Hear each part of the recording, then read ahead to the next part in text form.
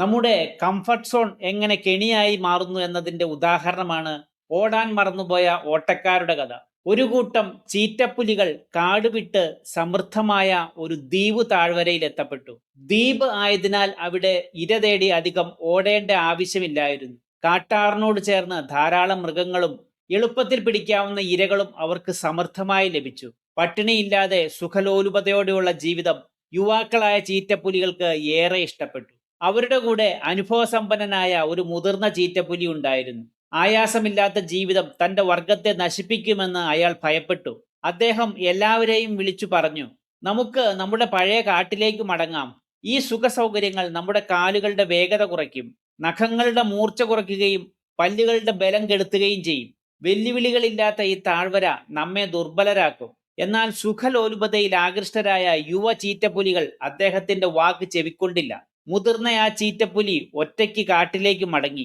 മാസങ്ങൾക്ക് ശേഷം അദ്ദേഹം തിരിച്ചെത്തിയപ്പോൾ കണ്ട കാഴ്ച വേദനാജനകമായിരുന്നു. പകുതിയിലേറെ ചീറ്റകളും ചത്തുപോയിരിക്കുന്നു.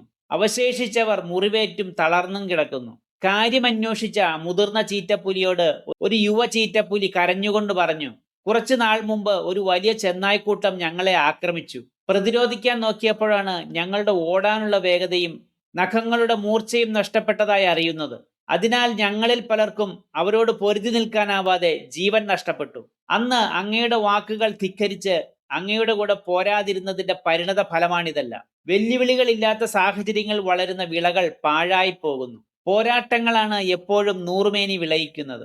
വിജയത്തിന്റെ അടിസ്ഥാനമെന്ന് പറയുന്നത് കഠിനാധ്വാനം കൊണ്ട് നിർമ്മിക്കപ്പെട്ടതാണ്. സ്വന്തമായി വേട്ടയാടി നേടുന്നത് കൊണ്ട് മാത്രമേ യഥാർത്ഥ സംതൃപ്തി ഉണ്ടാവുകയുള്ളൂ. അപ്രതീക്ഷിതമായി ലഭിക്കുന്ന സുഖ സൗകര്യങ്ങളിൽ മയങ്ങുമ്പോൾ സാവധാനം നമ്മുടെ കഴിവുകൾ മറന്നുപോകുന്നു. സ്വന്തം കഴിവുകൾ നശിക്കുന്നത് തിരിച്ചറിയുന്നത് പലപ്പോഴും ഒരു ദുരന്തത്തെ അഭിമുഖീകരിക്കുമ്പോഴാണ്. തനിയെ നിന്ന് പൊരുതാനുള്ള ആർജവം സമ്പാദിച്ചവരെ എളുപ്പത്തിൽ കീഴ്പ്പെടുത്താൻ ആർക്കും കഴിയില്ല.